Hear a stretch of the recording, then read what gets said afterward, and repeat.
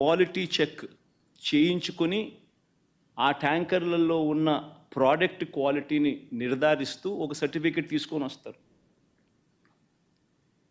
వచ్చిన తర్వాత ఆ ట్యాంకర్ ఆ సర్టిఫికెట్తో వచ్చిన తర్వాత కూడా తిరుమల తిరుపతి దేవస్థానంలో మళ్ళీ 3 టెస్టులు 3 శాంపుల్స్ చేస్తారు ప్రతి ట్యాంకర్కు. This is a protocol, mandatory protocol ఇది. ఆ 3 టెస్టులు పాస్ అయితేనే ఏ వెహికల్ అయినా కూడా ముందుకు పోనిస్తారు.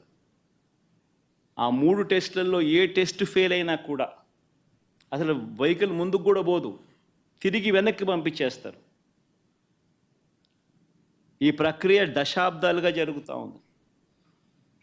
చంద్రబాబు నాయుడు గారి హయాంలో 2014 నుంచి 19 మధ్యలో 14 నుంచి 15 సార్లు చంద్రబాబు నాయుడు హయాంలో ఇలా